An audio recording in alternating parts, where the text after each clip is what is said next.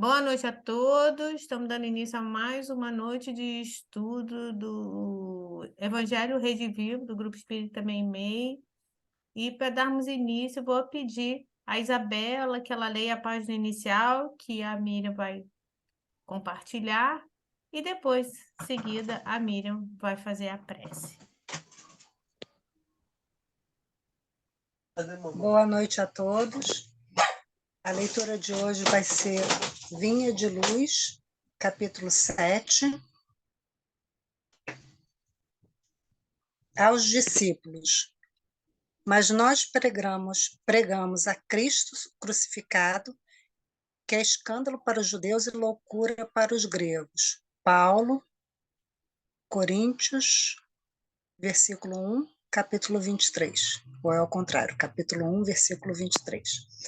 A vida moderna, com suas realidades brilhantes, vai ensinando às comunidades religiosas do cristianismo que pregar é revelar a grandeza dos princípios de Jesus nas próprias ações diárias. O homem que se internou pelo território estranho dos discursos, sem atos correspondentes à elevação da palavra, expõe-se cada vez mais ao ridículo e à negação.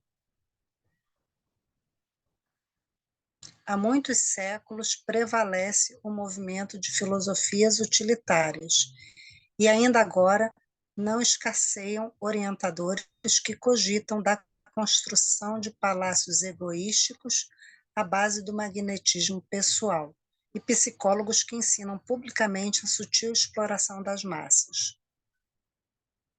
É nesse quadro obscuro do desenvolvimento intelectual da Terra que os aprendizes do Cristo são expoentes da filosofia edificante, da renúncia e da bondade, revelando em suas obras isoladas a experiência divina daquele que preferiu a crucificação ao pacto com o mal. Novos discípulos, por isso, vão surgindo, além do sacerdócio organizado, irmãos dos sofredores, dos simples, dos necessitados.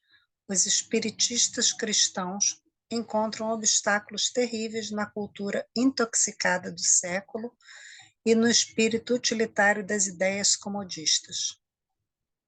Há quase 2000 anos, Paulo de Tarso aludia ao escândalo que a atitude dos aprendizes espalhava entre os judeus e a falsa impressão de loucura que despertava nos ânimos dos gregos. Os tempos de agora são aqueles mesmos que Jesus declarava chegados ao planeta. E os judeus e gregos, atualizados hoje nos negocistas desonestos e nos intelectuais vaidosos, prosseguem na mesma posição do início. Entre eles surge o continuador do Mestre, transmitindo-lhe o ensinamento com o verbo santificado pelas ações testemunhais. Aparecem dificuldades, sarcasmos e conflitos. O aprendiz fiel, porém, não se atemoriza. O comercialismo da avareza permanecerá com escândalo, e a instrução envenenada demorar-se-á com os desequilíbrios que lhe são inerentes. Ele, contudo, seguirá adiante, amando, exemplificando e educando com o libertador imortal. Emmanuel.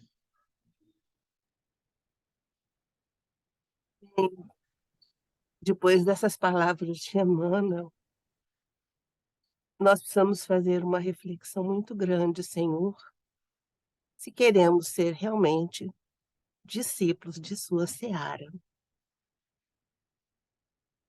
Jesus nos legou uma enorme seara para que a gente pudesse arar, para que a gente pudesse semear, e está no livre-arbítrio de cada um de nós, através do trabalho, poder, então, fazer com que essa terra frutifique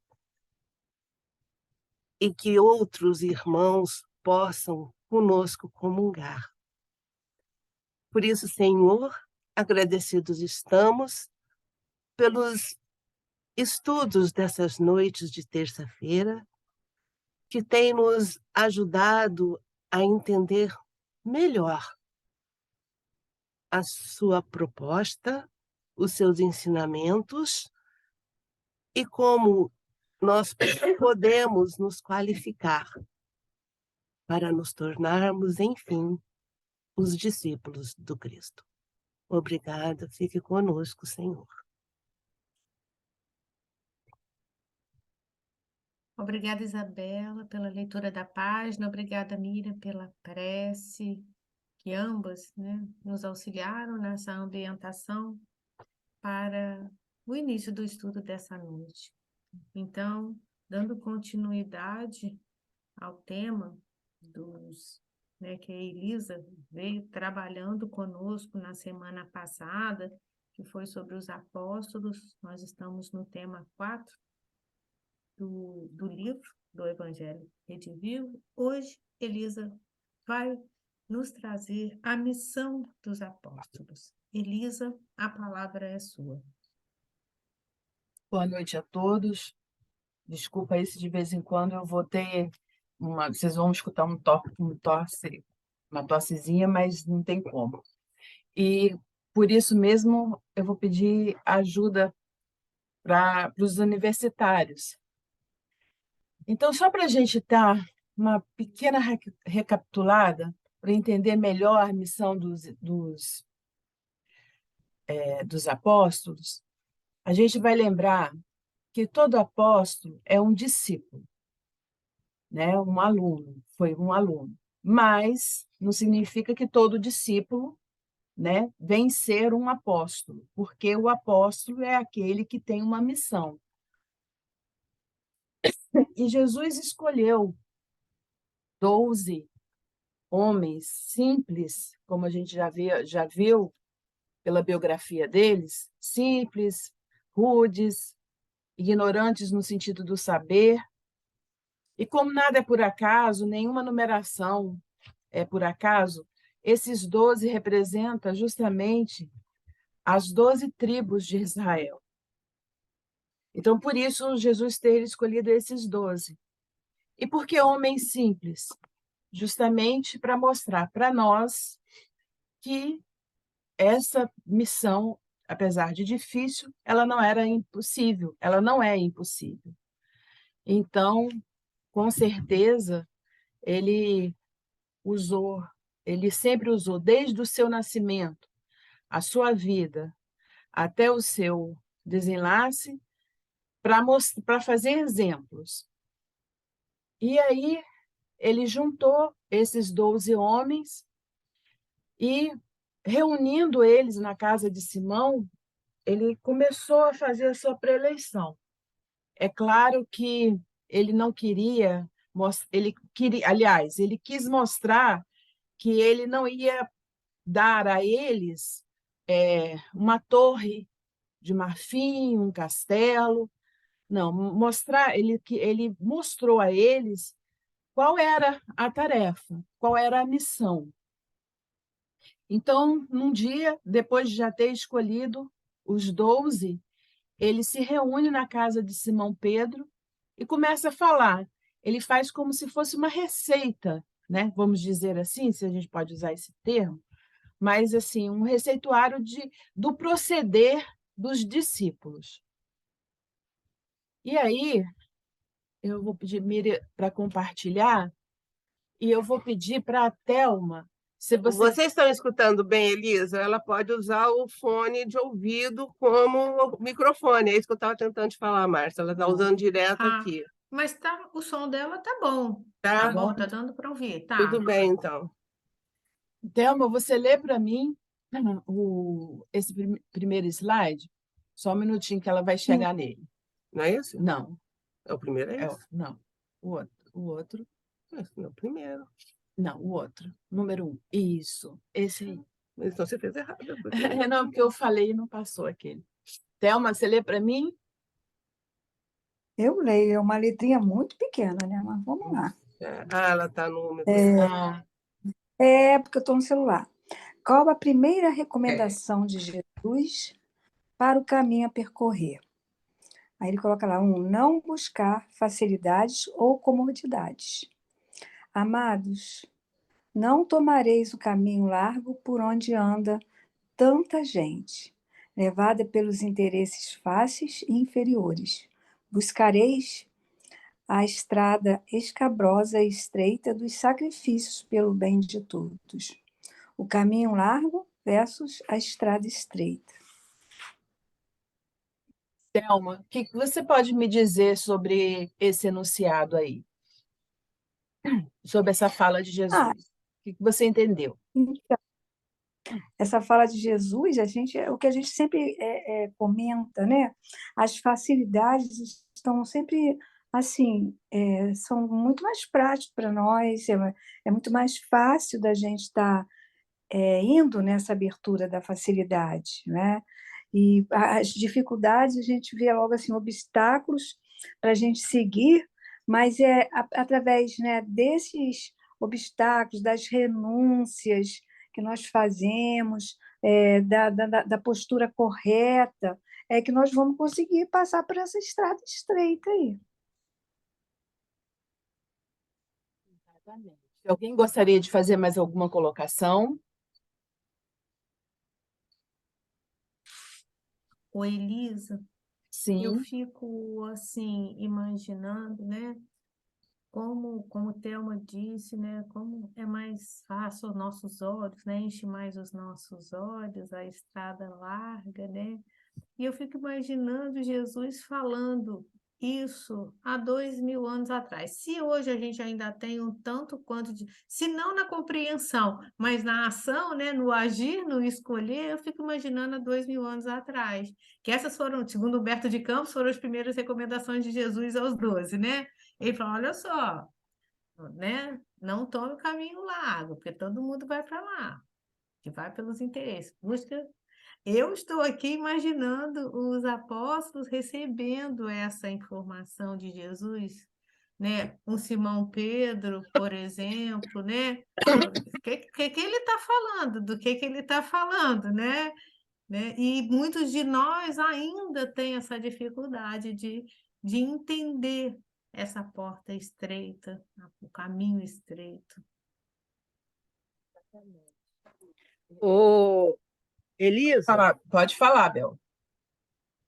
uma das coisas em cima do que Márcia estava falando, e eu assino embaixo também, da dificuldade, mas eu já olho, já à medida que você estava colocando o início, né, do nosso trabalho de hoje, nosso estudo de hoje, eu me reportei ao seguinte: a fé que esses 12 pessoas simples, rudes, né, com dificuldade para entender, naquela situação toda, mas todos eles deixaram brotar dentro deles e falar mais alto o sentimento, né?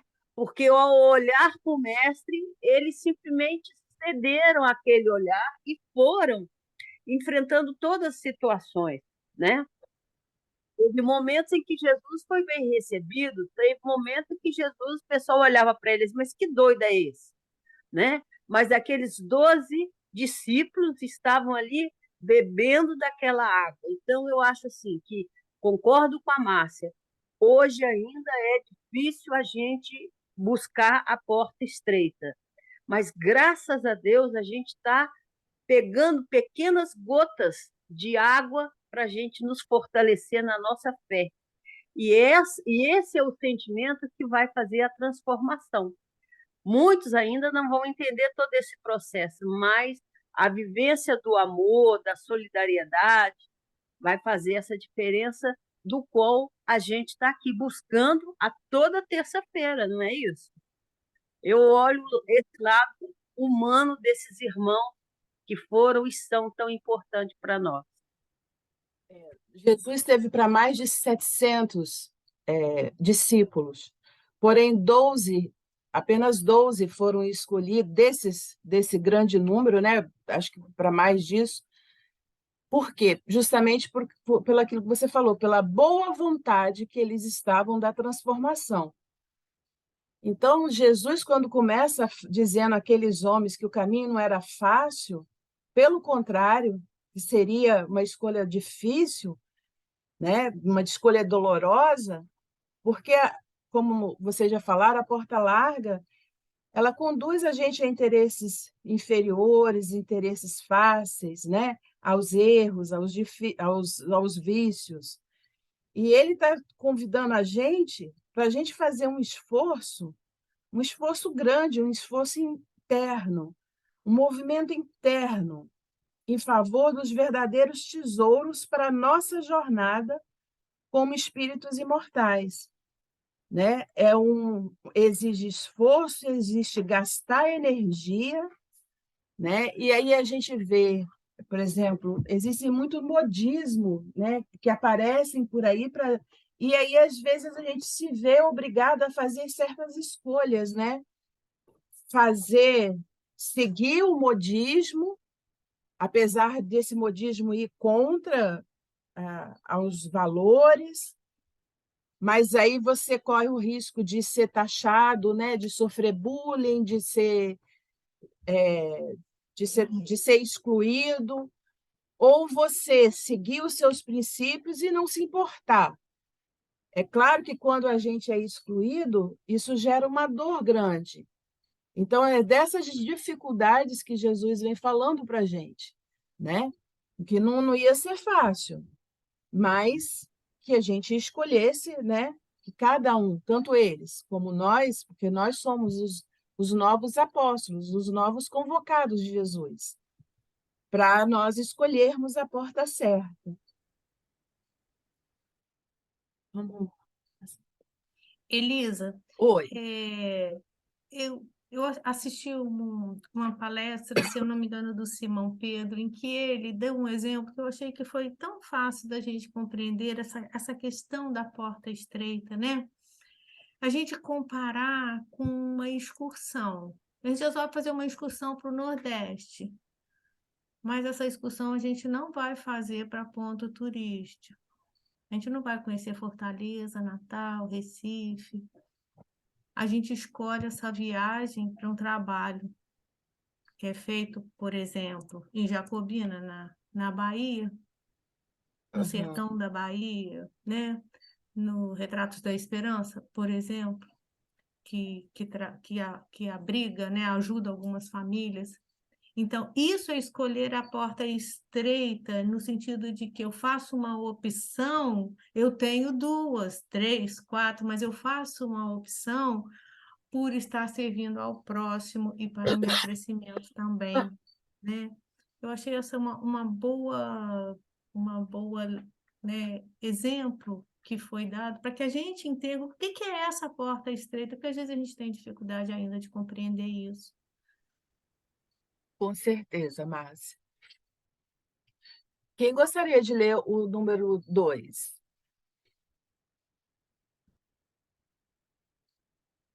Eu vou dar nome, então. Eu vou pedir para o Armando. Armando, você tem como ler para mim? Eu estou no celular, deixa eu ver se eu consigo ler.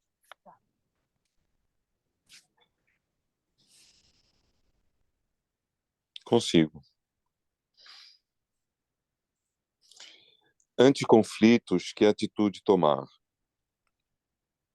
2. Evitar discussões e desentendimentos. Discussões lembram o costume de que povo?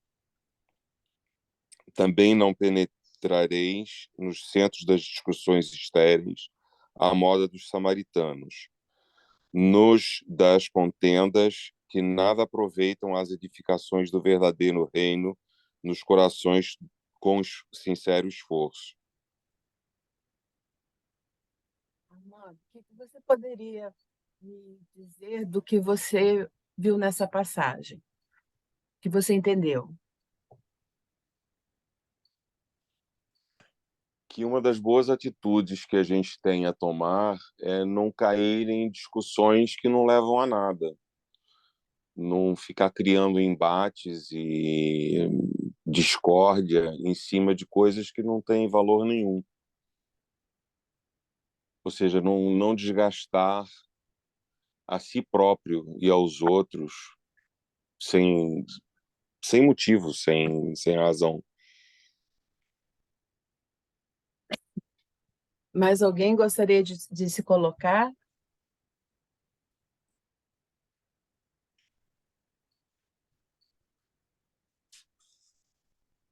Não? Ninguém mais quer falar nada? Então, vamos lá. Na verdade, é isso mesmo, Armando. A gente não gastar a nossa energia com discussões que não vai dar em nada, né? Geralmente, a gente discute assim, entra numa determinada discussão, porque a gente quer que a nossa ideia seja aceita. Mas a gente tem aqueles irmãos que não querem, não querem aceitar ouvir, não querem aceitar o que a gente tem a dizer, o que a gente tem a falar, e por que que a gente tem que desperdiçar essa energia?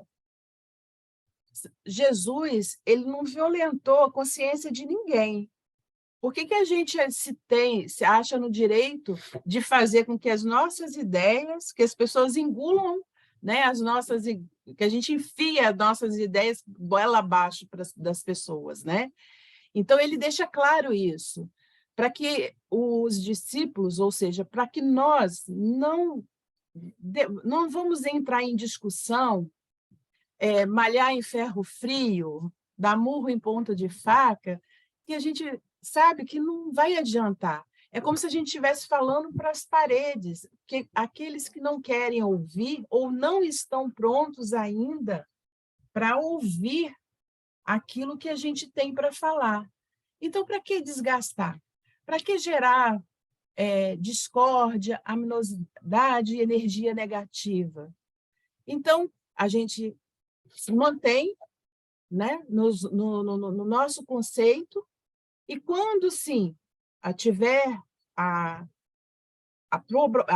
oportunidade, aí sim, aí a gente conversa, a gente debate, a gente escuta o que o outro tem a falar, e aí a gente coloca também faz as nossas colocações, traz, né, o evangelho mostrando as nossas colocações. Ana levantou a mão. Pode falar, Ana. Não, é que assim, eu aprendi no Espiritismo, né? E assim, eu carrego para a minha vida que, às vezes, o silêncio, ele vale mais que 1000 palavras. Essa semana mesmo eu estava comentando com a Miriam, que eu falei assim, ai meu Deus, estou me policiando tanto, tem hora que eu acho que nem sou eu. Por justamente eu gostar de falar demais, isso é uma coisa de Ana Paula, eu tenho procurado, assim, ouvir mais e falar menos, porque eu acho que quando a gente ouve também, a gente aprende. E assim, não tem aquele ditado que fala que quando um não quer, dois não brigam? Então, se alguém vai me afrontar, se alguém vai me ofender, se alguém vai querer me catucar com aquela varinha curtinha ali, basta eu não cair na cilada da pessoa. E eu fico lembrando, assim, Gandhi, né? Já perguntaram para Gandhi várias vezes, o que você faz, o que você pensa das pessoas que te ofendem, das pessoas que te fazem mal. Aí ele, eu não penso nada, porque ninguém me ofende. Aí as pessoas, como assim? Não, porque eu não me sinto ofendido. Então, o que vale é o meu sentimento. Se eu não me sinto ofendido, se eu não me sinto magoado, se eu não me sinto melindrado, nada vai me fazer mal. Então, é só a gente começar a trabalhar também com essa coisa, né, de a gente não cair na pilha, vamos falar o linguajar popular, né, evitando discussões e desentendimento. Era isso que eu queria falar. Mais alguém gostaria de se colocar sobre isso que a gente falou? Elisa, eu não sei se você vai comentar, mas me chama a atenção nessa exortação de Jesus, quando ele diz que a gente não penetra em centros de discussões estéreis à moda dos samaritanos. Aí vale a gente lembrar, né? A gente já até teve a oportunidade aqui de estudar quem eram os samaritanos, né? Lembrando, gente, que eles e os judeus tinham as rixas, a gente volta e meia Jesus dá aqueles exemplos, como a parábola do bom samaritano, porque eles interpretavam as escrituras de forma diferente dos judeus. Tanto que eles fizeram na Samaria um templo para eles não precisarem ir a Jerusalém para fazer os seus rituais. Mas é que eles pensavam diferente. Então, o que que Jesus está dizendo? Ora, não permetai nas discussões de ideias. Ó, lá na moda dos samaritanos, porque não vai levar em nada, como eles outros, né, comentaram aí. Bem interessante Jesus fazer a menção aos samaritanos novamente. Obrigada, Márcia. Desculpa, gente. Pode passar o slide. Miriam Simone, você pode ler o 3 para mim, por favor?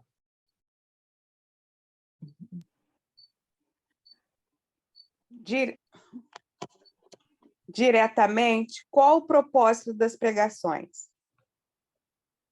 Ih, sumiu da minha tela, ficou pequenininho.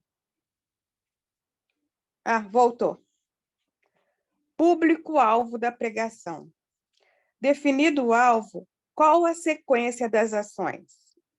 Ide antes em busca das ovelhas perdidas da casa de nosso Pai, que se encontram em aflição e voluntariamente desterradas de seu divino amor. Reunir convosco todos os que se encontram de coração angustiado e dizei-lhes, de minha parte, que é chegado o reino de Deus.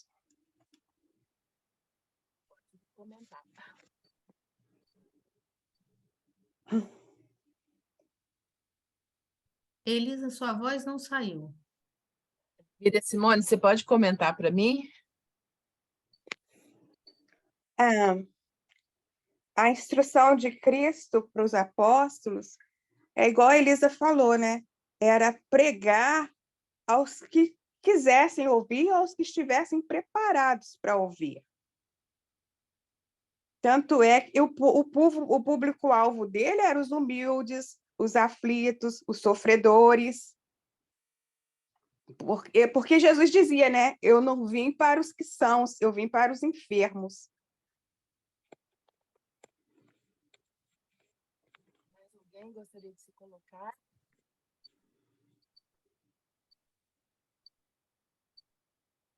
Então, Elisa, vamos sua lá. voz está falhando. Tem hora que ela está ficando muito baixa, tá?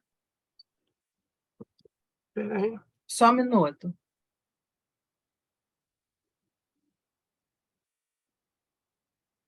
Não precisa botar no ouvido, só segura aqui. Ah, precisa, você não vai escutar nenhum. Gente, eu estou dando uma segurada para ver se eu não tusso muito, mas tá difícil. Então, vamos lá. Você tem que botar, que senão você não escuta elas. Vamos lá. Aí Jesus vem mostrando, né, o motivo por qual ele veio. Ele veio justamente pelas pessoas, como vocês já falaram, as ovelhas perdidas, né? Como Miriam falou, os enfermos, né?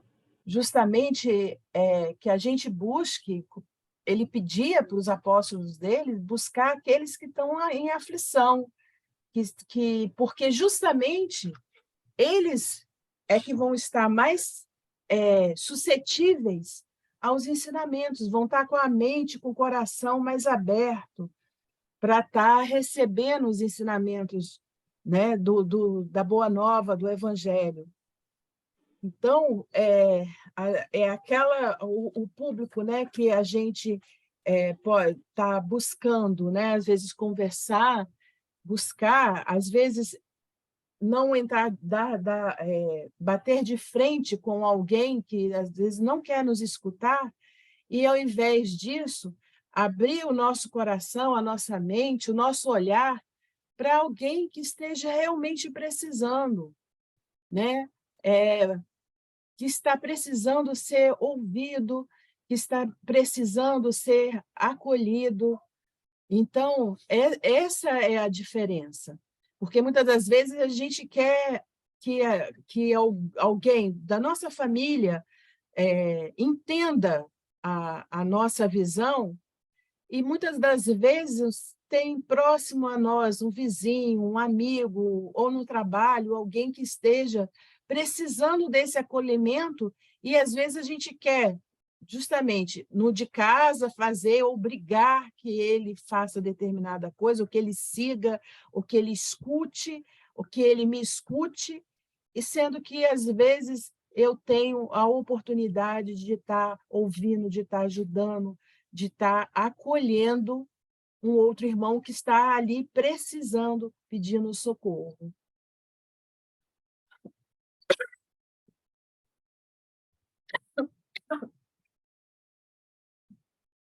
Alguém quer comentar alguma coisa? Marcelo, pode Eu falar. quero. Levantou a mão. Posso falar? Pode. Então, é interessante, né? Porque realmente todos nós somos necessitados, todos nós somos doentes, né?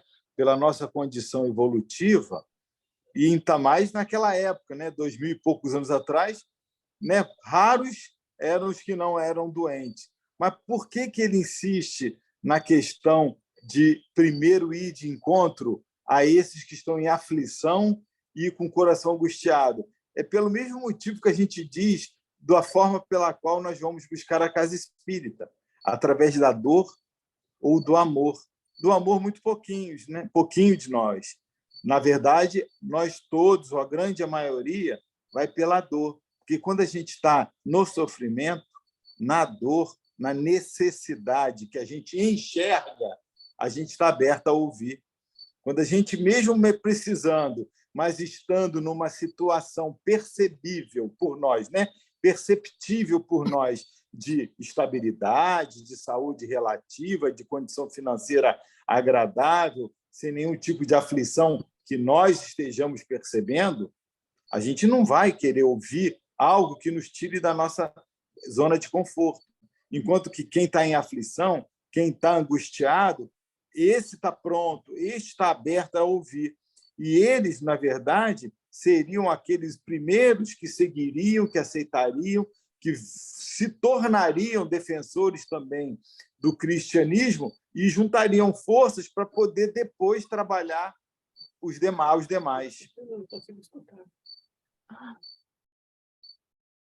Tá. Obrigada, Marcelo, pelas suas reflexões.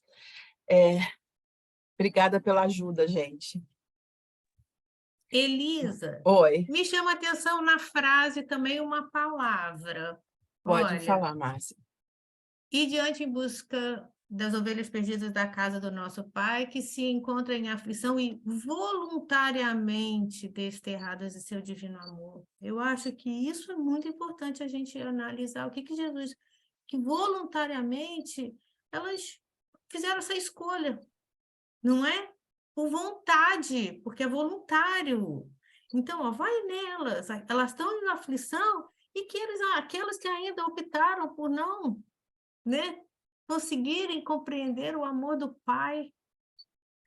Eu achei isso tão interessante porque, às vezes, nós nos colocamos refratários àqueles que ainda não estão compartilhando do banquete, vamos dizer assim, divino, e aqui Jesus fala para eles exatamente, vai atrás deles, né?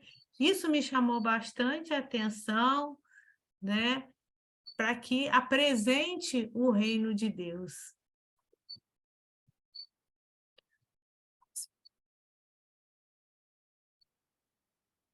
Alguém vai se voluntariar para o próximo? Ana Paula. Obrigada, Ana Paula. Vamos lá. Pode ir? Pode. Qual o propósito do trabalho dos apóstolos? Auxiliar a cura de enfermidades da alma e do espírito. Segundo Jesus, como deveriam desenvolver o trabalho? Trabalhai em curar os enfermos, limpai os leprosos, ressuscitai os que estão mortos nas sombras do crime ou das desilusões ingratas do mundo. Esclarecei todos os espíritos que se encontram em trevas, dando de graça o que de graça vos é concedido. Você pode comentar? Então, aqui,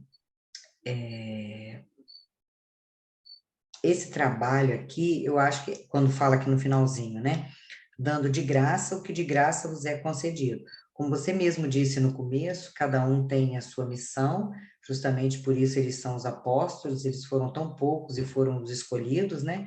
Então, eles teriam que, mais ou menos, estar fazendo a função, seguindo o exemplo de Jesus, né?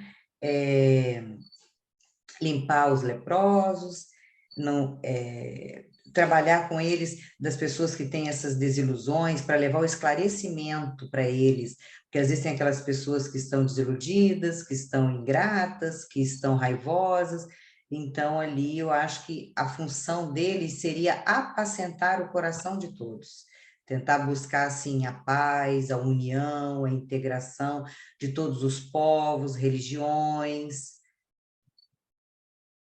Esse é o entendimento que eu tive.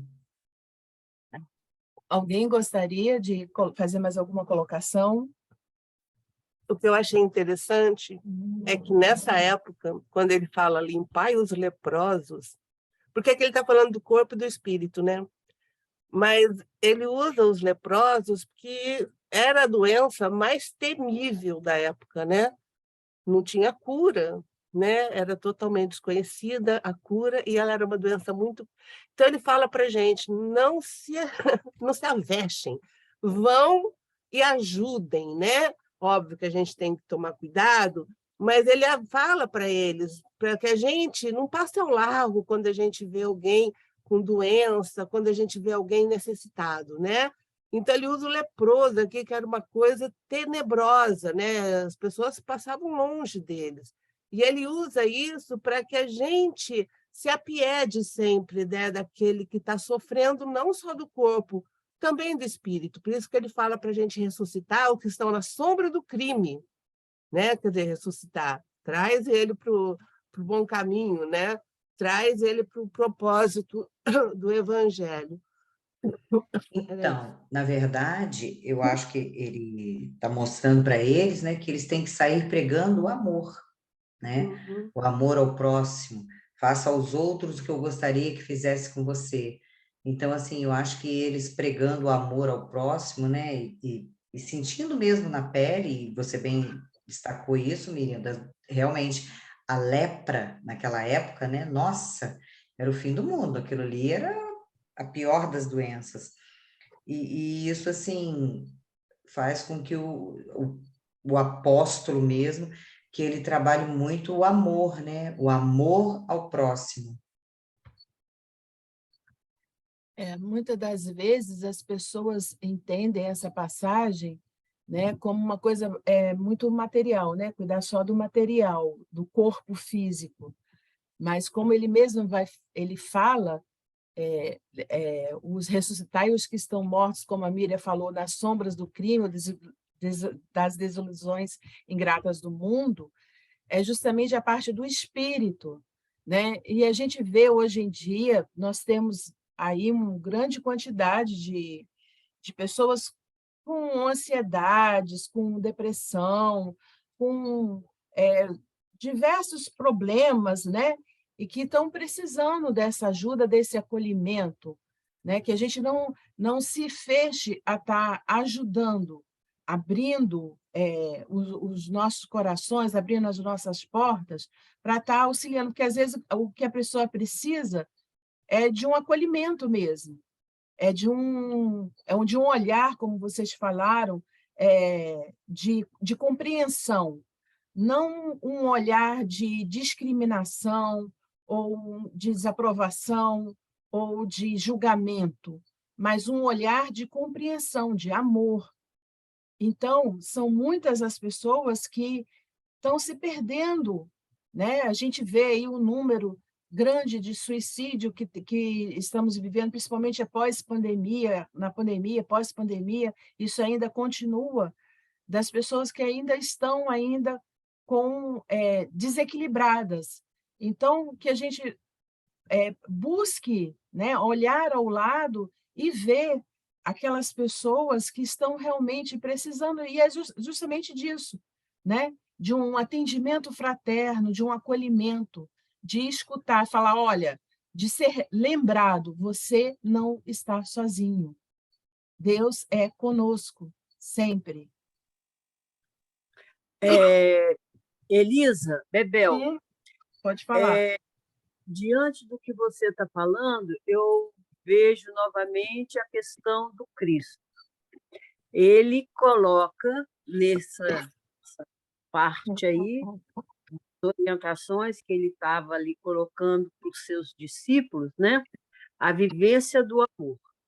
Então, o que hoje ainda nós estamos meio perdidos. Estamos meio perdidos por quê?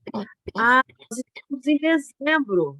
Então, o que eu vou fazer em dezembro? Eu vou me mobilizar, vou fazer uma cesta básica, vou providenciar o presente de Natal para as crianças, né?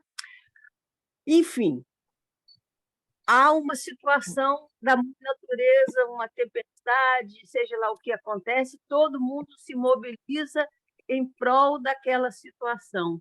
Mas há necessidade do verdadeiro cristão de trabalhar o permanente, porque a fome bate à porta, o frio bate à porta, né? A necessidade daquelas famílias são diárias. Então, o que falta ainda para nós entendermos o processo?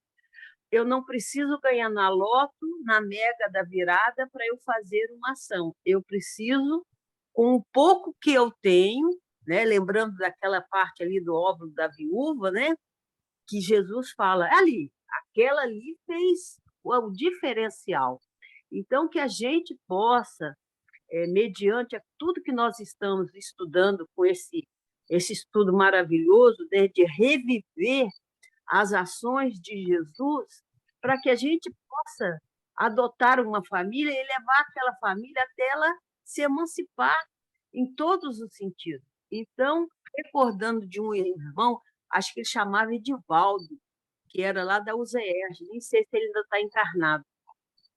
Uma das coisas que ele falou na época em que eu estava na área social, ele falou assim, o espírita não tem que ir lá e carregar toda a bagagem daquela pessoa, daquela família. Nós precisamos resgatar a autoestima. Então, à medida que a gente começar a realmente a trabalhar isso e ver que o amor tem que ser de gota a gota, porém necessária para que as pessoas cresçam, a gente vai estar vivenciando o que Jesus recomendou há 2022 anos atrás, entendeu?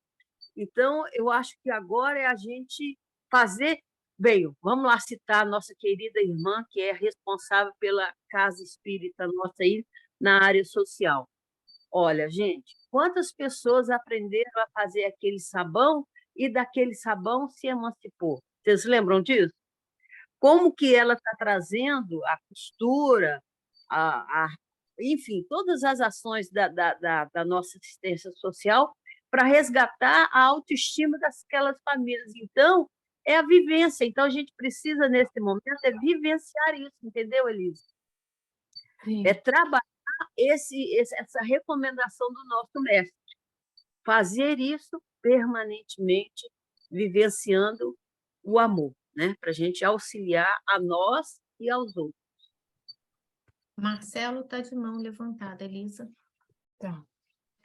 Elisa, a gente observa que se na questão anterior Jesus diz que primeiro ir lá para poder, através, né, da palavra do consolo, recuperar aqueles que estavam em aflição e com o coração, né, desacreditado, perdido, aqui ele aprofunda o resgate, né, na questão da empatia, na questão de colocar a mão na massa, propriamente dito, né, de ir em direção aos enfermos, trabalhando a cura propriamente. Quer dizer, olha que coisa bacana, e indiretamente é o que a Bebel está falando, é a gente colocar-nos efetivamente no trabalho, no trabalho, na experiência, porque só assim que a gente vai começar a ter, de fato, o aprendizado e o hábito natural em fazer o bem, né?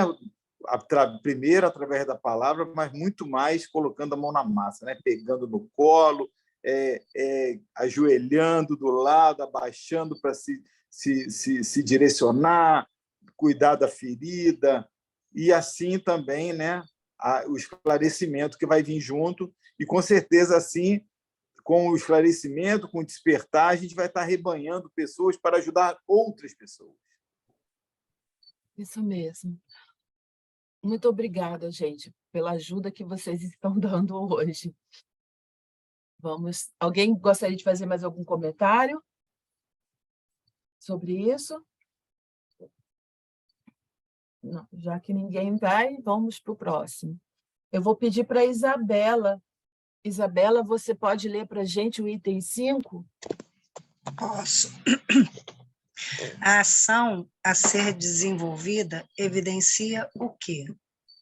Agir com simplicidade sem privilégios. Esta simplicidade sem privilégios prescreve o quê? Não exibais ouro ou prata em vossas vestimentas, porque o reino dos céus reserva os mais belos tesouros para os simples. Não ajunteis o supérfluo em alforjes, porque digno é o operário do seu sustento. Você podia falar para a gente, Isabel, o que você entendeu sobre essa passagem? O que eu entendo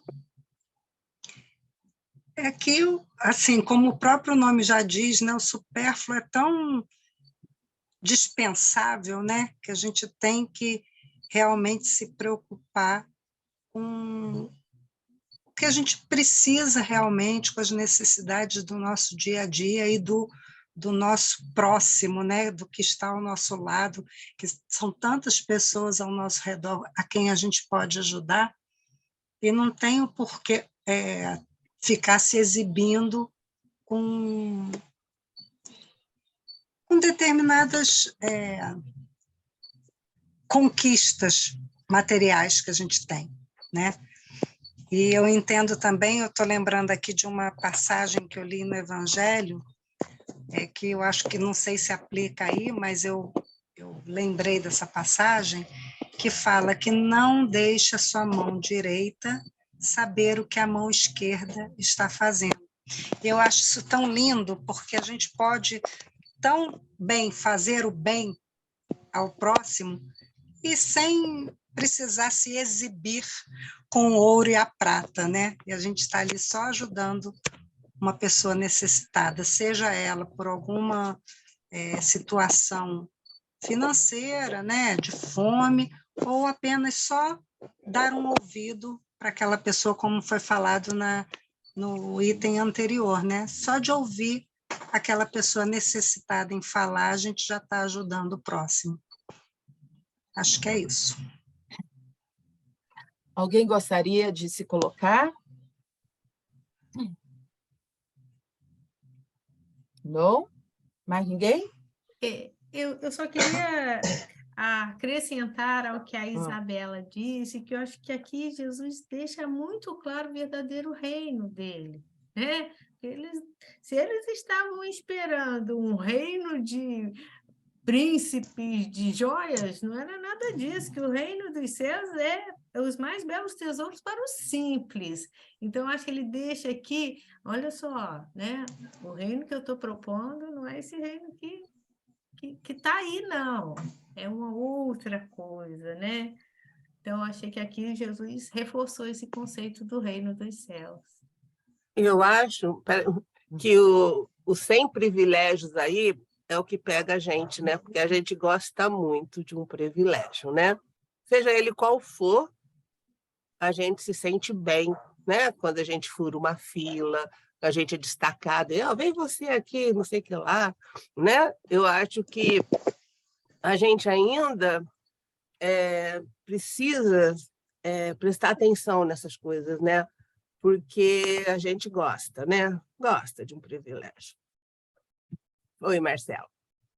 Marcelo, desculpa, eu baixei sua mão, desculpa. Não, que isso. Eu achei interessante porque ele está falando sobre a ação, né? A ação do apóstolo, né?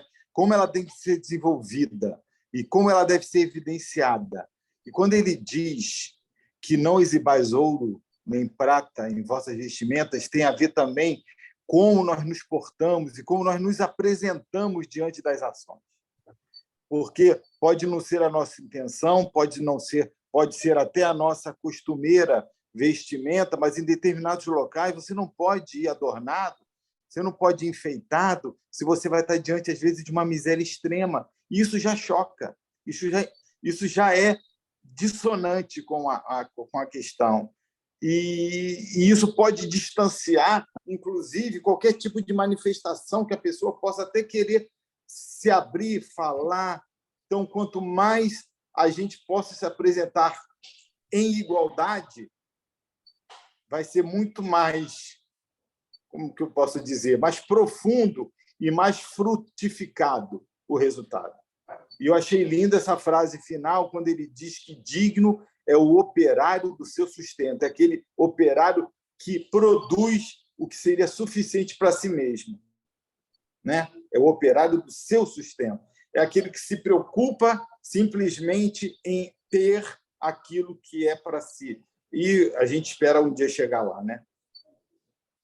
Na verdade, os ensinamentos de Jesus é sempre muito simples, né? A gente é que complica tudo. Então, quando ele fala, né, assim, tudo isso que vocês falaram, uma coisa vai encaixando com a outra, e só para complementar, quando ele fala que não ajunteis o supérfluo em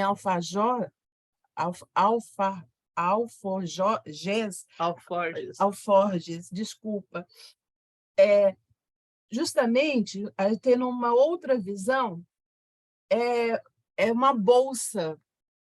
Esse alforjes é uma bolsa que geralmente se carregava no lombo do cavalo, que é uma sacola de couro dos dois lados. E a gente pode interpretar isso como uma mochilinha que a gente carrega na nossa vida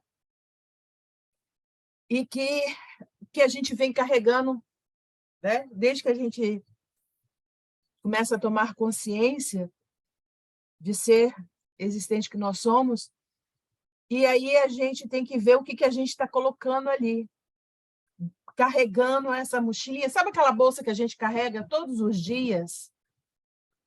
Durante todos os dias, durante o dia inteiro. E é para ver, a gente de vez em quando tem que parar e retirar, e fazer uma limpeza, e tirar coisas que a gente às vezes fica carregando, pesando essa bolsa sem necessidade, como as mágoas, o rancor, né? Então, levar consigo extremamente o que é necessário. Às vezes a gente dá um bom dia com um sorriso. Uma vez eu escutei isso, eu achei tão interessante. Mesmo quando você tiver o telefone, quando você der bom dia, sorria, bom dia, boa tarde. Mesmo você usando máscara, sorria, porque mesmo que a pessoa possa não estar vendo o seu sorriso, ela vai perceber, através do restante da sua expressão, do tom da sua voz, a energia positiva que você está dando a ela. E, às vezes, a pessoa está precisando disso, de um bom dia com carinho, com um sorriso.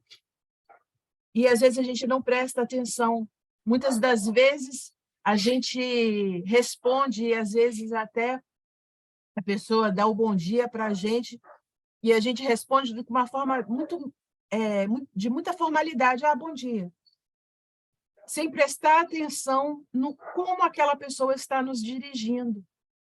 Então, além de tudo isso que vocês falaram, a gente tem que ter essa consciência também do que a gente vai carregando.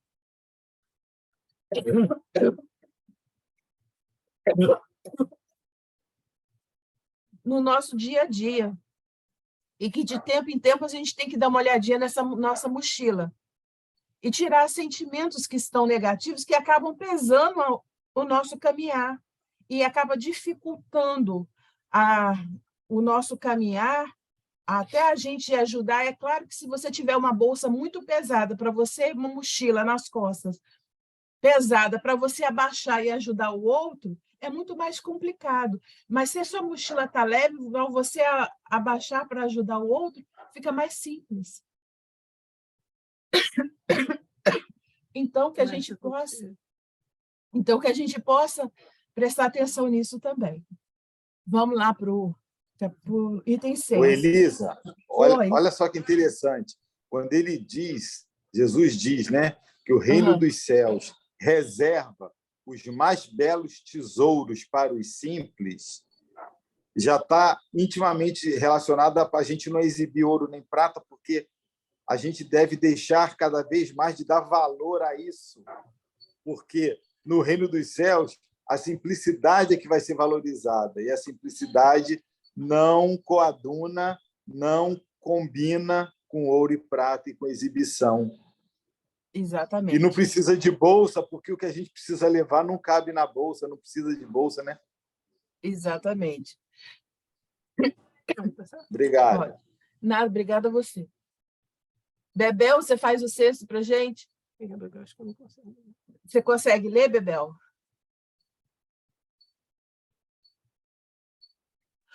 Ô, minha irmãzinha, eu Não. perdi, quebrou meu óculos de leitura, eu estou sem óculos de leitura. Tá. Não consigo. Eliane, você conseguiria ler o 6?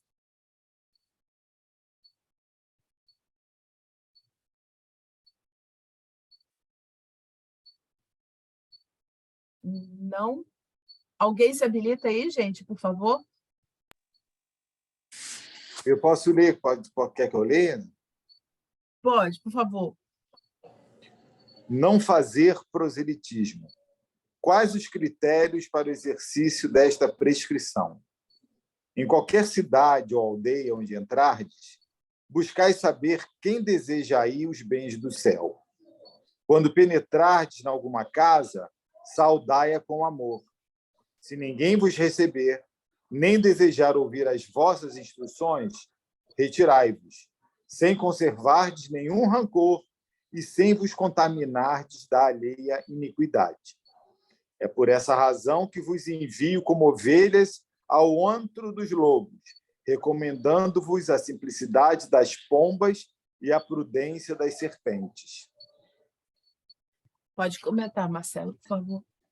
Aqui ele acaba ainda complementando onde deveriam os apóstolos irem, né? Justamente tomar cuidado, porque o objetivo é falar para as pessoas que estivessem prontas ou que quisessem ouvir a palavra, para que tenha fruto, para que não incomodasse ninguém. E se alguém não quisesse ouvi-las, que se retirassem, mas ainda assim, sem conservar nenhum rancor e sem contaminar da lei iniquidade. Quer dizer, igual tem uma passagem que ele manda limpar os pés, né? Tirar a areia dos pés quando estiver saindo, para não levar o pó dali a coisa ruim que talvez desejassem a eles, para eles não se incomodarem com aquilo e nem deixar o que não quisessem ouvir. Isso, é nessa passagem mesmo. Sim. Então, você quer comentar mais alguma coisa? Não. É justamente isso que você falou, e quando ele fala isso, ele está falando justamente, novamente, que a gente não tem que violentar a consciência de ninguém, tentando colocar as nossas ideias, os nossos conhecimentos, né? Quantas e quantas vezes as pessoas chegam perto da gente e falam assim: o que você acha que eu devo fazer sobre isso? Aí você senta, você compartilha o que você sabe sobre o Evangelho e tal. Aí a pessoa sai e faz totalmente o contrário do que você falou. Ela tem o direito de escolher fazer o que ela quiser com o conhecimento que você deu a ela. Entendeu? Então, se caso acontecer isso, que a gente não deva se sentir magoado, que a gente não tenha que se sentir contrariado. Poxa, eu falei, a pessoa veio, me pediu conselho, pediu orientação, conversei, falei, ela virou as costas, fez totalmente ao contrário. É o tempo dela. É o tempo dela tá assimilando, ela está aceitando, ela tem o direito de estar fazendo o que ela quiser com o ensinamento que você está dando a ela. Quando ele fala das ovelhas, ele fala das ovelhas porque as ovelhas são dóceis, são obedientes. Obedientes à vontade de quem? À vontade do Pai. E qual é a vontade do Pai? Que a gente se evolua, que a gente seja capaz de amar, né? No limite da nossa evolução, é claro, mas que a gente seja capaz de cuidar um dos outros, que a gente seja capaz de socorrer e a gente seja capaz de silenciar quando for necessário. Então, quando acontecer daquilo que a gente esperava que acontecesse, ou que não aconteceu, ou a coisa foi desviada, que a gente não se magoe com isso, porque tudo tem o seu tempo. Então, quando a gente se silencia em determinadas situações, porque é necessário isso. Alguém gostaria de falar alguma coisa? Elisa, só para completar, que esse finalzinho eu não falei, né? Quando ele diz que estava os enviando como ovelhas ao antro dos lobos, porque ele sabia que eles iriam encontrar as dificuldades, né? Isso. Ele sabia que eles teriam muitos embates, muitos obstáculos, muitas pessoas contra, porque feriam interesses outros, e aí ele recomenda a simplicidade das pombas, né? Simplicidade para chegar com tranquilidade, chegar com muita humildade, e a prudência das serpentes, no sentido de prestarem atenção, estarem sempre atentas e só darem o bote no bom sentido, né? E só falarem e só se pronunciarem para aqueles que, de sinceridade, desejassem ouvir as instruções. Alguém gostaria de fazer alguma colocação? Está com a mão levantada. Eu só quero saber, em qual período, se a gente está falando para mim não ficar perdido. Ouviu? Em qual período que você está... Essa foi a pergunta? Exatamente isso, Elisa. Alvinho, em todos os períodos da nossa vida. Porque isso, quando Jesus falou para os apóstolos, ele estava falando lá naquela época, mas isso serve até hoje para nós.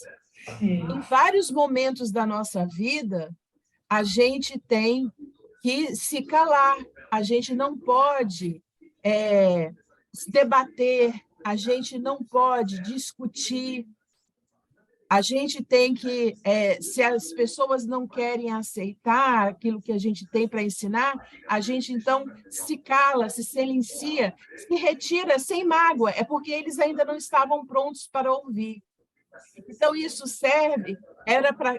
Jesus falou aquilo há 2000 anos atrás e serve para nós até hoje, e como o ensinamento dele é atemporal, ou seja, não tem um tempo de validade, ele daqui a mais 2000 anos vai estar valendo também.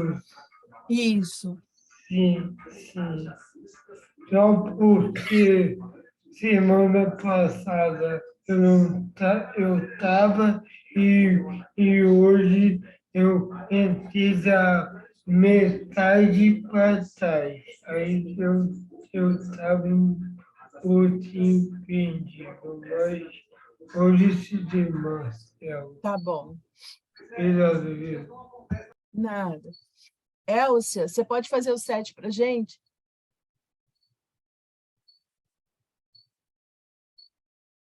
Elcia, não... Posso. Posso? Obrigada. Obrigada. Eu vou tentar ler, eu estou com o celular também aqui. Uhum. Tomar prudência como guia seguro. Aliás, Jesus recomenda tomar que medida? Tomar a prudência como guia seguro. De que forma exercitar a prudência necessária? Acautelai-vos, pois, dos homens, nossos irmãos, porque sereis entregues aos seus tribunais e sereis açoitados nos seus templos suntuosos, no qual está exalada a ideia de Deus.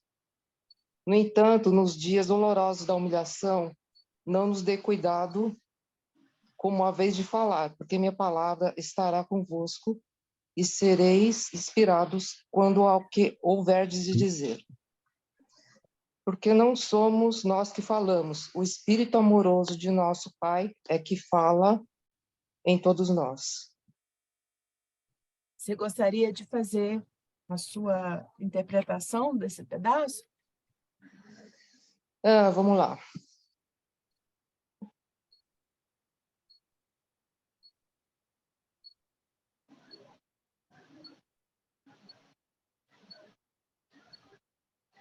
Na verdade, assim, num dia em que você estiver numa situação delicada, a gente tem que pensar um pouco para poder reagir a essa situação. Acho que seria isso. Mais alguma coisa? Mais alguém gostaria de se posicionar?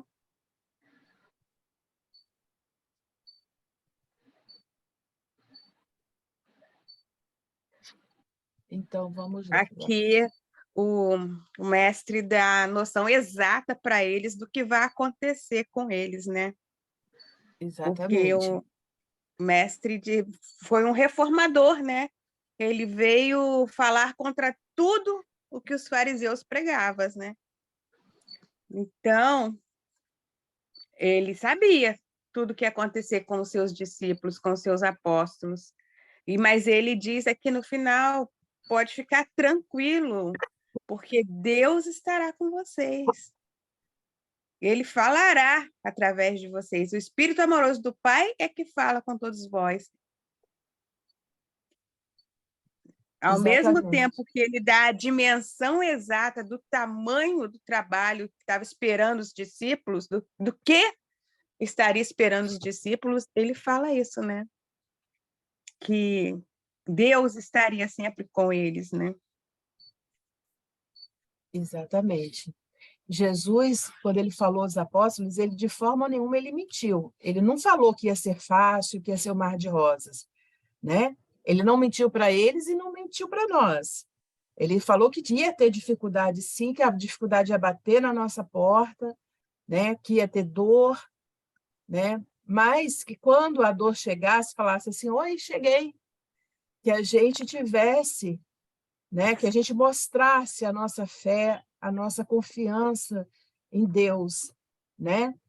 E aí, parafraseando Emmanuel, ele diz que a dor,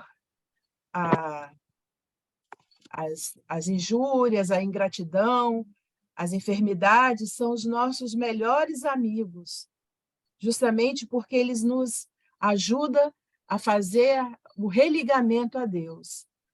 Então, resumindo, é isso aí, tudo que a gente já falou, que a Elcia falou e que você, Miriam Simone, falou, lembrando mesmo, ele, né, aí ele vem certificar para o pessoal, ó, não vai ser fácil, mas não tem que ter medo, porque o Pai está conosco, está sempre guiando, ajudando, provendo o que é necessário.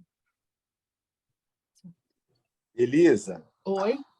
Desculpa, eu não sei se porque eu tive que dar uma saidinha, se alguém falou sobre isso, mas olha que coisa interessante. Ele fala que nos templos suntuosos está exilada a ideia de Deus. Olha que coisa grave e profunda, porque nos templos suntuosos, onde deveria ser divulgado, defendido, pregado, a ideia de Deus está exilada, para você ver como foi deturpado, como foi totalmente desvirtuada a ideia e a essência da mensagem de Deus. E para que eles não se assustassem, porque seria exatamente nesses locais que eles sofreriam açoite, sofrimento, e, mais uma vez, por conta de todo o comprometimento que eles tiveram, e somente com o comprometimento que eles teriam essa presença e essa intervenção incondicional quando ele diz que o Pai é que falava por eles. Para que isso pudesse ser real, realmente a conexão, a sintonia e a afinação tinham que ser bem presentes, e isso somente com testemunho, né? Exatamente. Alguém gostaria de colocar mais alguma coisa? Então, vamos seguir para o 8. Eu vou repetir as pessoas, porque a Thelma, você poderia... A Thelma está aí? Ou ela caiu? Não, estou aqui. Thelma, tem como você falar o 8? Tem. Vamos lá. O que não se deve temer em momento algum? Não temer perseguições e sofrimentos. E se houver perseguições, qual a saída? Quando, pois, fordes perseguidos numa cidade, transportai-vos para outra, porque em verdade vos afirmo que jamais estareis nos caminhos humanos sem que vos acompanhe o meu pensamento. Qual o parâmetro para a incidência do sofrimento na jornada? Se tendes de sofrer, considerai que também eu vim à terra para dar o testemunho, e não é o discípulo mais do que o mestre, nem o servo mais que o Senhor. Você gostaria de comentar, Thelma? Olha só, o que eu vi nessa questão, quando fala não temer, né, perseguições, sofrimento, qual a saída? Quando ele fala assim, se fores perseguido numa cidade, transportai-vos para outra, né? Eu vejo isso assim, de uma forma meio alegórica, né? Eu acho que a gente não tem que temer mesmo perseguições, sofrimentos, você tem que ali confiar, ter o seu testemunho da fé, nesse sentido assim que eu vejo, né? E qual o parâmetro para a incidência de um sofrimento na jornada? Eu acho que eu vejo a mesma coisa, né? É a questão da, assim, a gente sabe que a gente na Terra, a gente está nesse caminho, nesse planeta ainda de provas e expiações, então que a gente realmente passa por esses sofrimentos, a gente passa por as dificuldades, e que esse é uma forma da gente também estar dando o nosso testemunho, né? Conseguindo vencer essas dificuldades. É o que eu vejo dessa forma. Alguém mais gostaria de colocar alguma coisa? Elisa, Bebel, Oi, pode falar. eu vejo aí também nesse texto a questão quando ele, nosso querido irmão, fala novamente. O mestre é igual ao discípulo, o discípulo é igual ao mestre, o servo é igual ao senhor, o senhor é igual ao servo. A igualdade que ele reforça novamente na questão quando ele fala: sois luzes, sois capazes de fazer tudo igual a mim ou além. Então, mais uma vez, ele abre esse momento de colocar naquela época e hoje, atual, falando o seguinte: você tem capacidade, você tem potencialidade, eu estou junto, eu estou caminhando, nós estamos caminhando juntos, né? E como foi falado agora numa palestra um tempo atrás aí, Jesus não é aquele que foi há 2022 anos atrás, na sua hierarquia, na sua evolução. Evidentemente que ele não estacionou, né, gente? Ele provavelmente ele já usou outros voos.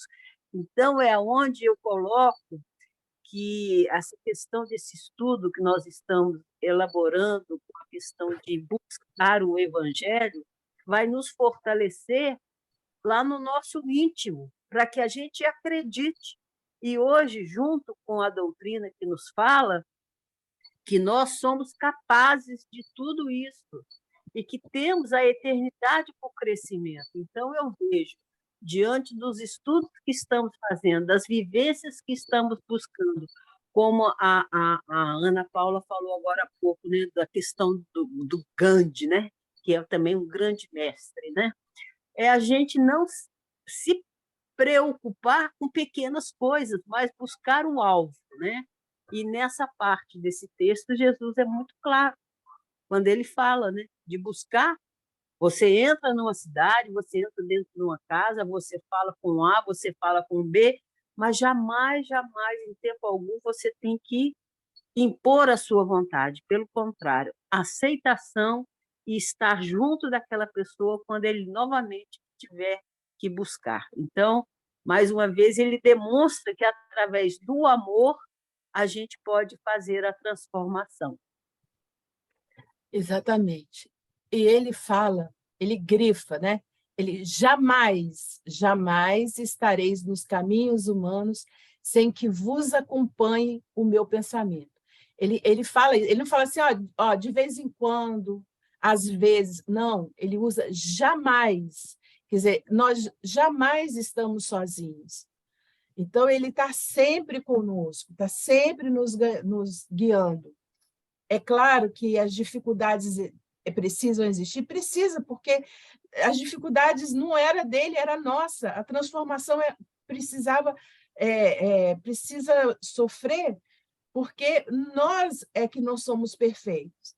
Mas ele, quando ele convida para esse novo caminhar, para essa missão, esses apóstolos, ele não está convidando eles para uma vida de martírio, não.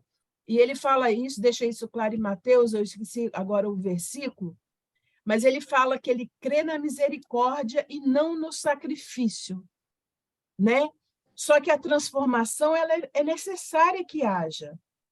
É preciso que a gente se transforme, é preciso que a gente deixe a nossa mochila mais leve, mais suportável para essa transformação que a gente faz, né, no nosso dia a dia. Deixe de ser um homem velho para ser um homem novo.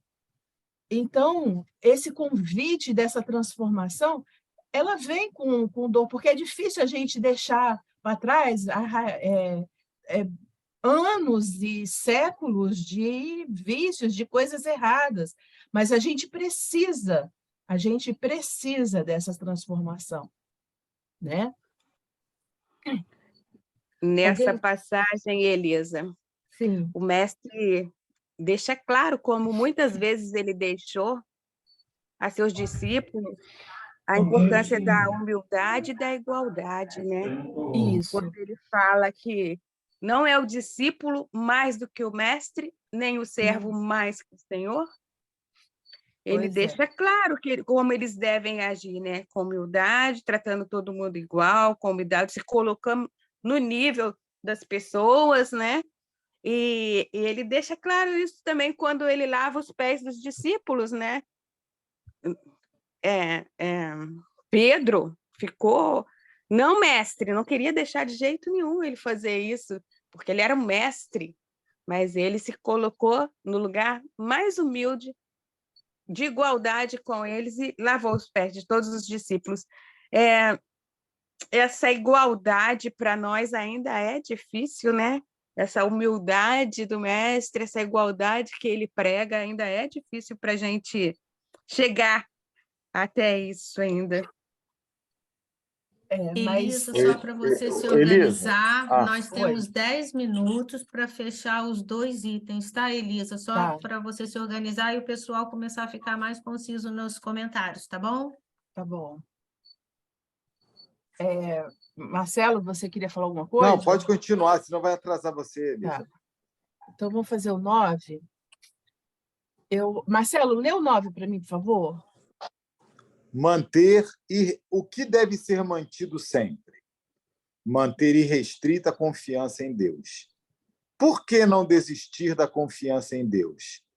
Todavia, sabeis que acima de tudo está o nosso Pai, e que, portanto, é preciso não temer, pois um dia toda a verdade será revelada e todo o bem triunfará. O que vos ensino em particular, difundi-o publicamente, porque o que agora escutais aos ouvidos será o objeto de vossas pregações de cima dos telhados. O que não temer e o que temer neste caminho e por quê? Trabalhai pelo reino de Deus e não temais os que matam o corpo, mas não podem aniquilar a alma. Temei antes os sentimentos malignos que mergulham o corpo e a alma no inferno da consciência. Pode comentar, Marcelo. Então, ele diz aqui, né, para não dizer, por que não desistir da confiança de Deus? Porque ele está acima de tudo, né? Então, tudo o que é revelado, o que está sendo revelado por Jesus, é simplesmente a essência completa da mensagem de Deus. E que, por mais que se tenha dificuldade, por mais que se tenha coisas contras, por mais que haja sofrimento, por mais que haja perseguição, um dia aquilo triunfará. E que tudo aquilo que eles estão aprendendo, eles vão utilizar para ser objeto das pregações. E quando ele diz que o que temer e o que não temer durante o caminho, é que eles não se preocupem, trabalhem pelo reino de Deus, repitam os ensinamentos que eu estou lhe dando para auxiliar os outros e até se perder a própria vida. Porque você pode perder a vida, mas você não pode perder a sua alma, isto é, você não pode mudar a sua conduta, a sua ética, o que você está realmente aprendendo, para que depois você não sofra pela autocobrança, que é o que você vai estar diante da sua própria consciência. Não desvirtue do caminho. Aprenda o que eu estou ensinando, siga sem medo, porque mesmo que você corra risco de vida, você vai estar correndo risco de vida do corpo físico, mas não risco de vida do corpo espiritual. Exatamente. Para a gente confiar na providência divina, né? Porque se ela cuida da necessidade da natureza, imagina das nossas necessidades, né? Não das nossas, do nosso querer. O nosso querer nos leva às portas largas, mas realmente das nossas necessidades. Muito bem, obrigada, Marcelo. Oi? Vou pedir para o Eric. Eric ou Cris, fazer o 10, por favor.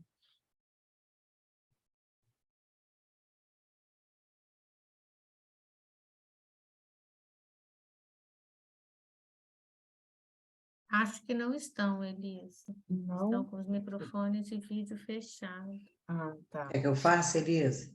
Pode fazer. Elisa, que eu faça? Ao vivo, por conta do tempo, eu vou pedir para a Ana fazer, tá bom? Tá, então eu faço a prece final. Tá bom. Tá ok, obrigada. 10. O que pode ser alcançado com o exercício dessas ações sugeridas por Humberto de Campos? Ser fiel servidor do Evangelho. O que se recomenda para o fiel servidor e qual o fruto dessas ações? Empregai-vos no amor do Evangelho, e qualquer de vós que me confessar diante dos homens, eu o confessarei igualmente diante de meu Pai que estás nos céus. Nós estávamos pensando justamente sobre isso. A chave de tudo é o amor. Praticar o amor, a caridade, sempre olhar o outro com bons olhos, e diante de tudo que a gente falou, toda vez que a pessoa vier com alguma pedra na mão, com alguma coisa negativa, que a gente vá lá e tente mudar esse formato da pedra, mudar essa palavra negativa, não desmerecendo a pessoa, não desfazendo da pessoa, não discordando, mas tentando no amor, na paz, na amizade, mostrar a nossa visão do bem, porque aí as pessoas começarão a pensar, nossa, como é bom estar ao lado daquela pessoa. Aquela pessoa me passa segurança, me passa carinho, me passa, como é que fala quando a gente usa acolhimento, e aí a gente vai estar plantando a sementinha do amor, né? Exatamente.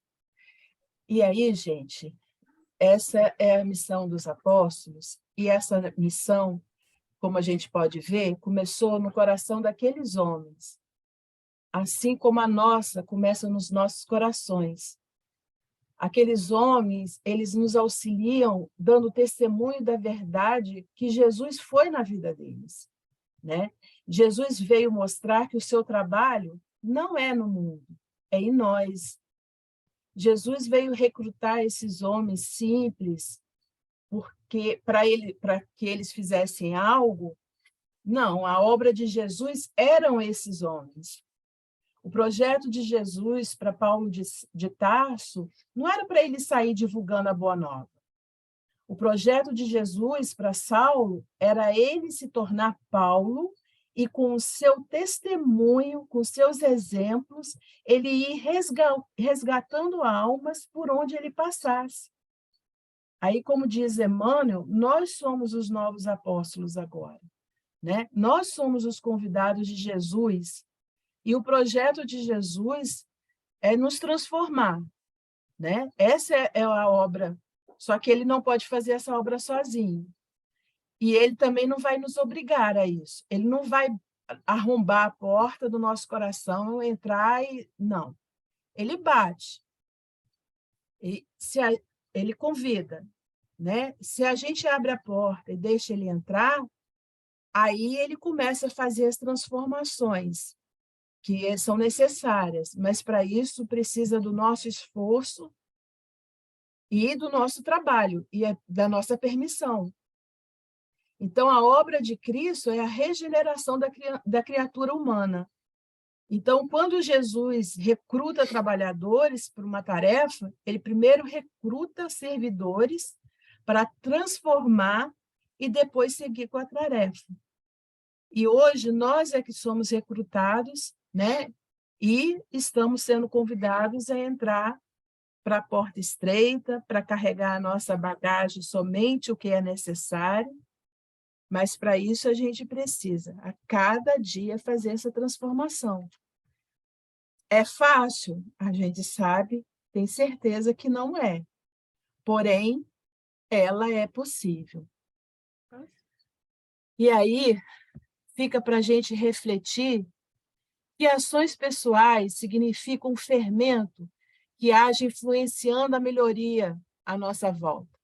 A melhoria dentro da gente, e o que a gente pode? A gente se colocar, vamos nos colocar no lugar desses discípulos. E vamos pensar, qual é o fermento? O que a gente pode estar fazendo para influenciar essa melhora, a nossa volta e, principalmente, a nossa melhora? Esse é o estudo para a noite de hoje. Obrigada a todos. Elisa, antes de terminarmos, gente, essa parte do que a Elisa fez do estudo hoje, ela está inserida no livro Boa Nova, no capítulo 5, Discípulos. Quem tiver o livro, vale a pena ler, porque após as recomendações de Jesus, tem uma outra recomendação por conta da preocupação de Judas quanto a todos eles ali. Eu não vou contar, para que todos leiam, porque é muito nosso comportamento, tá? Capítulo 5, livro Boa Nova. Quem não tem, pode baixar pela FEB, ele está em PDF aí, vale a pena. O capítulo inteiro, né, é fantástico, mas vale a pena, né, encerrar. Era só esse comentário que eu queria fazer, Elisa, agradecer a você ter trazido esses ensinamentos, que isso tudo foi nos relembrar, né, Elisa? É verdade. Qual é a nossa proposta enquanto cristãos aqui num processo de evolução. Só temos a agradecer a você E na semana, ainda mais pela situação que você se encontra, a Elisa está com Covid, para quem não sabe, né? Passou por final de semana bem ruinzinho aí, mas teve essa disponibilidade, essa disposição para estar fazendo o estudo para a gente. O nosso muito obrigada a você e a Miriam também, que te auxiliou aí com as duas estão com Covid, né? Com o livro Boa Nova, Eliane, me desculpa. Livro Boa Nova, esse aqui é o livrinho antigo, Boa Nova. Humberto de Campos por Chico Xavier, tá? E na semana que vem nós vamos ter a nossa última aula do ESD deste ano. E quem estará conosco será o Emerson, que já esteve 2 vezes, né, no Evangelho Redivivo, conosco. E ele estará aqui conosco fazendo o fechamento. E aí nós retornamos na primeira terça-feira de fevereiro, quando vão retornar todas as atividades doutrinárias da casa. Só lembrando que eu acho que semana que vem tem Jogo do Brasil, na terça. Olha só, a gente vai, né, nós vamos nos atualizando, porque ainda tem jogo, acho que sexta-feira, tudo depende de resultados, né? E a gente vai, então, atualizando. Ana Paula, muito obrigada, tá? A gente vai colocando no grupo, tá, gente? Vocês vão prestando atenção para as orientações que vamos dar, tá? Então, para a gente encerrar, o Álvaro que vai fazer a prece? Isso. Isso, Alvinho. Mais uma noite de aprendizado, de estudo, de rede, especialmente hoje. Agradeço a todos e cada vez mais a gente está aprendendo essa doutrina espírita e assim seja, graças a Deus. Graças a Deus. Obrigada.